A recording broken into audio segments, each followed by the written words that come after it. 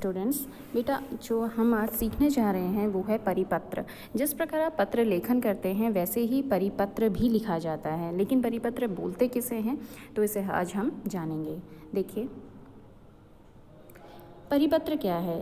जब भी कोई सरकारी या फिर कार्यालयी पत्र, आप समझ रहे हैं ना कि फॉर्मल जहाँ पे लेटर्स होंगे, जहाँ पे सरकारी कोई पत्र होगा या कोई कार्यालय का पत्र होगा, उसको एक साथ अनेक व्यक्तियों या फिर किसी डिपार्टमेंट को, विभागों को एक ही विषय से संबंधित भेजा जाए तो वह परिपत्र कहलाता है। जैसे आपने देखा होगा आपके सिस्टम में भी, कंप्यूटर में भी, जब आप कार्बन कॉपी, आप सीसी या बीसीसी आप कॉपी भेजते हैं, एक मतलब कोई मैटर होता है, किसी एक को भेज रहे हैं और वही मैटर आप एक से अधिक लोगों को भेजना चाहते हैं, सेम मैटर हो सकता है, तो वहाँ वही चीज़ यहाँ हिंदी में भी परिपत्र कहलाती है।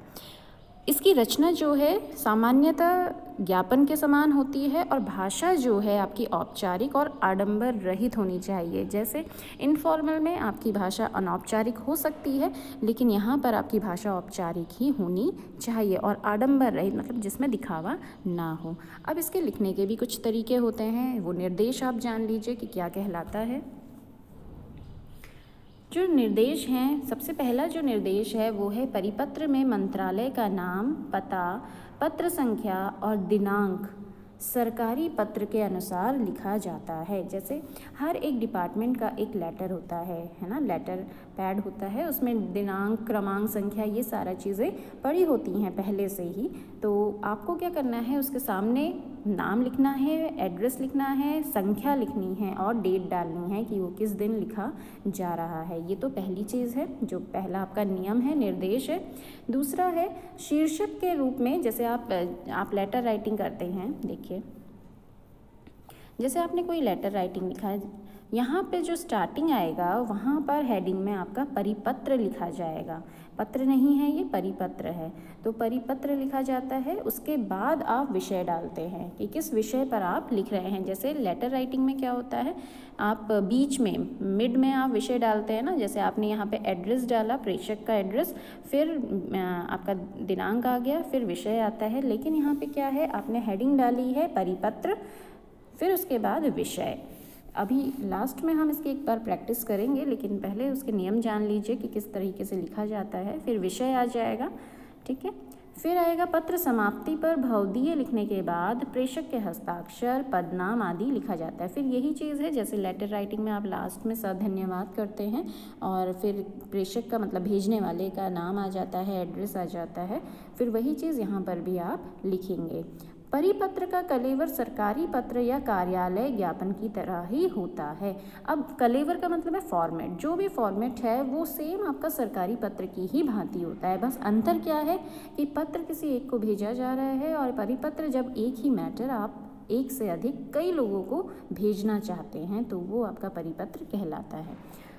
अब अगला नियम, इसका जो प्रेषक है एक ही व्यक्ति होता है। प्रेषक का मतलब होता है भेजने वाला, तो भेजने वाला केवल एक ही होगा।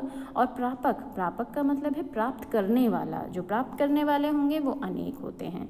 और अंत में, जैसे आप लेटर राइटिंग में क्या करते हैं, स्टार्टिंग में हमारा सेवा में आता है ना, इसमें क्या है, सबसे अंत में सेवा में लिखा जाता है और उन अधिकारियों का उल्लेख करते हैं जिन्हें आप परिपत्र भेज रहे हैं। मतलब सेवा में लिखने के बाद आप वो सबको इंडिकेट करेंगे जिसको आप वो भेज रहे हैं, ठीक है। जैसे कि मान लीजिए आप मध्य प्रदेश की पूरे सरकारी जितने भी विभागाध्यक्ष हैं उनको भेजना चाहते हैं, तो आप सेवा में लिखेंगे और फिर लिखेंगे मध्य प्रदेश या उत्तर प्रदेश या उत्तराखंड के समस्त विभागाध्यक्ष।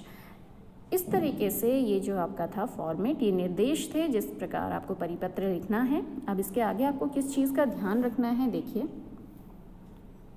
अब एक क्वेश्चन है, इस क्वेश्चन को हम करते हैं। क्वेश्चन क्या है कि मध्य प्रदेश सरकार के सचिव की ओर से, अब सचिव आप हो जाएंगे, सचिव की ओर से एक परिपत्र तैयार कीजिए। मतलब जो प्रेषक है वो तो एक ही है, कौन है, वो सचिव है।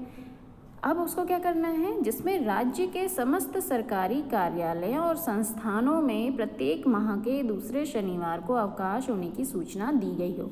अब भेज तो कौन रहा है, सचिव भेज रहा है, लेकिन किसे भेज रहा है, सारे डिपार्टमेंट में भेज रहा है। किसको, जितने भी सरकारी कार्यालय हैं और जितने भी संस्थान हैं। क्या चाहते हैं कि वो प्रत्येक जो भी आपका मंथ है उसका जो सेकंड सैटरडे हो उसमें छुट्टी घोषित की जाए, तो इसकी सूचना देनी है। उससे संबंधित आपको सभी डिपार्टमेंट में एक ही मैटर कन्वे करना है, भेजना है। तो कैसे लिखेंगे, देखिए ये प्रश्न था, अब ये उत्तर हो गया, ये फॉर्मेट हो गया। इस चीज़ को ध्यान दीजिएगा कि लिखा कैसे गया है। सबसे पहले आपका आ गया मंत्रालय का नाम, देखिए एरो बना हुआ है, ये आपका मंत्रालय का नाम आ गया। फिर पत्र संख्या आ जाता है, ये पत्र संख्या आ गया। फिर दिनांक आ गई, जिस दिन आप भेज रहे हैं। फिर हेडिंग डाल दी आपने, हेडिंग क्या डाली, परिपत्र। फिर विषय, किस विषय में लिखना है, क्योंकि हमने प्रश्न में देखा था कि माह के दूसरे शनिवार को पूर्ण अवकाश हेतु, जैसे आप लेटर राइटिंग में लिखते हैं सेम वैसा ही आ जाएगा शॉर्ट में विषय। अब ये आ गया बॉडी ऑफ द लेटर, तो परिपत्र का ये पूरा विषय का विस्तार आ गया जिस चीज़ पर आप लिख रहे हैं। आप क्या लिखते हैं, आप पहले शासनादेश संख्या लिखेंगे कि ये शासन का जो आदेश था उसकी संख्या नंबर ये है, दिनांक इस दिन को रद्द करते हुए राज्यपाल महोदय की आज्ञा से 1 सितंबर और जो भी आपका चल रहा है, जैसे 2021 चल रहा है तो इसको आप कर देंगे से प्रत्येक महीने में प्रथम तथा तृतीय शनिवार को आधे दिन के अवकाश के बजाय, मतलब हाफ डे के बजाय, आधे दिन के अवकाश का मतलब है हाफ डे के बजाय कोषागारों और उप कोषागारों को छोड़कर, ये भी डिपार्टमेंट है, ठीक है, को छोड़कर राज्य सरकार के नियंत्रणाधीन सभी कार्यालयों और संस्थानों में प्रत्येक महीने के द्वितीय शनिवार को पूर्ण अवकाश रहेगा। अब आपने बता दिया कि कौन कौन से डिपार्टमेंट को छोड़कर, कोषागारों और उप कोषागारों को छोड़कर बाकी सभी जगह के सेकंड सैटरडे को छुट्टी रहेगी। फिर हस्ताक्षर आ गए, जो भेजने, क्योंकि सचिव की तरफ से भेजा जा रहा था तो उसके हस्ताक्षर आ गए। फिर उसने अपना पद का नाम लिख दिया कि मैं वो मुख्य सचिव है, कौन सी सरकार का, मध्य प्रदेश सरकार का। और लास्ट में, जैसे सेवा में आप पत्र में लिखते हैं तो यहाँ पर आप क्या करेंगे, लास्ट में सेवा में लिखेंगे और उसके बाद जिन जिन को आप भेज रहे हैं, तो आप किस किस को भेज रहे हैं, मध्य प्रदेश के समस्त विभागाध्यक्ष को। अब ये प्रतिलिपि है, मतलब एक ही कॉपी कई जगह पर जानी है, तो प्रतिलिपि हो गया, कॉपी हो गई। तो ये आपका था फॉर्मेट परिपत्र का। अब उदाहरण भी देख लेते हैं।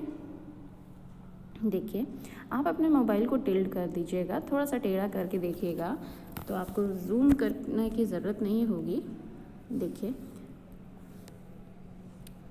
मैं भी कोशिश करती हूँ थोड़ा सा आपको दिखे साफ साफ। अब प्रश्न है, भारत सरकार के उप सचिव की ओर से एक परिपत्र लिखना है। तो परिपत्र आप समझ गए ना कि जब भी कोई सरकारी या फिर कोई भी कार्यालयी पत्र एक साथ अनेक व्यक्तियों को या अनेक विभागों को एक ही विषय से संबंधित भेजा जाए तो वो परिपत्र कहलाता है। अब देखिए, अब आपको ये प्रश्न है कि भारत सरकार के उप सचिव की ओर से एक परिपत्र लिखना है जिसमें असामाजिक संगठनों के कारण देश में अस्थिरता, ठीक है, अस्थिरता के माहौल के संबंध में कहा गया हो। अब कि आपको क्या बताना है, आप उप सचिव की ओर से, मतलब आप उप सचिव हैं और आप जितने भी असामाजिक संगठन हैं वो भी जो भी देश में अस्थिरता फैला रहे हैं उसके माहौल के संबंध में आप लिख रहे हैं।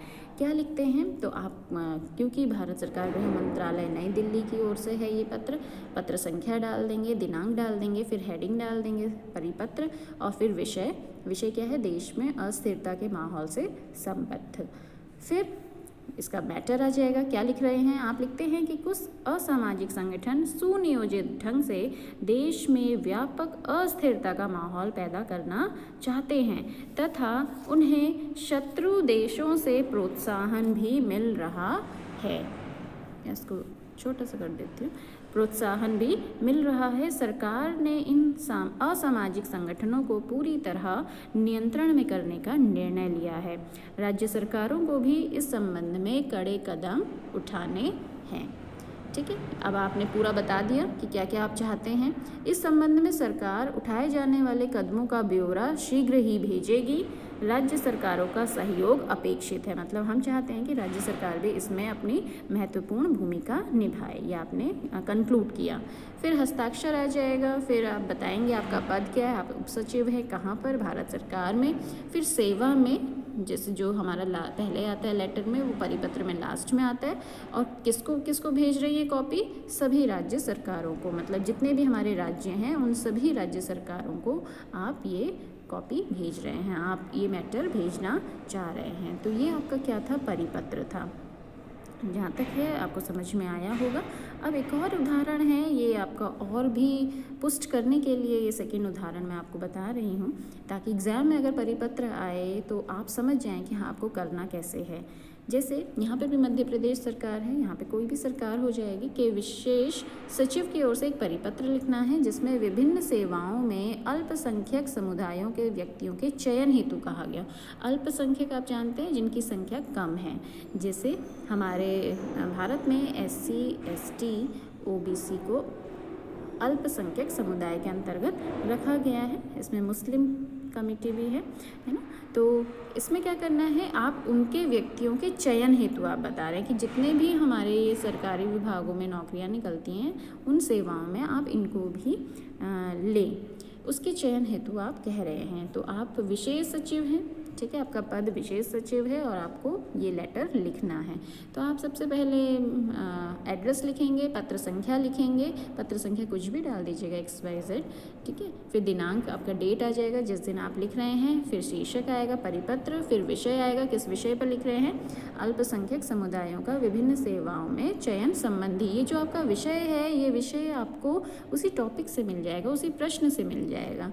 फिर अब मेन चीज़ जो आप लिखना चाहते हैं, आप लिख रहे हैं कि जो भी आपको संख्या, जो भी आपको शासनादेश मिला है उसका ऐसे ही कुछ भी आप नंबर डाल देना, दिनांक डाल देना कि उसके क्रम में, और दिनांक पिछला डालना, मतलब जो आपकी एक्चुअल डेट है ना, जहाँ जब आप लिख रहे हैं तो उससे आप 1 हफ्ते पहले की डाल दीजिएगा।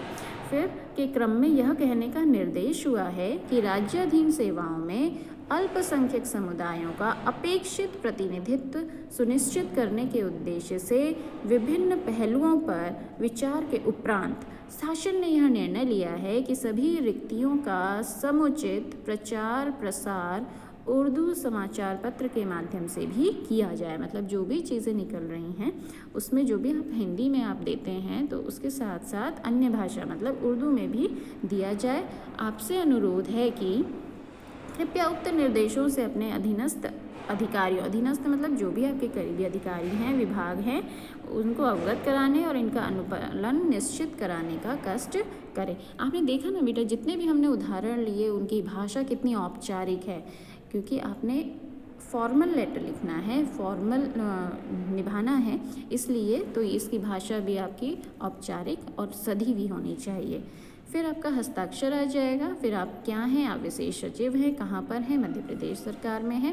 फिर आपका सेवा में, और सेवा में के बाद जिसको आप भेज रहे हैं, तो आप किस किस को भेज रहे हैं, सभी विभागाध्यक्ष कार्यालय अध्यक्ष को जो कि मध्य प्रदेश के हैं, या फिर समस्त सचिव विशेष सचिव जो कि मध्य प्रदेश शासन में हैं। तो ये आपका क्या था, परिपत्र। मेरा जहाँ तक आशा है कि आपको ये समझ में आ गया होगा। अगर फिर भी कोई दिक्कत होती है तो आप मुझसे अवश्य पूछ सकते हैं। Thank you so much.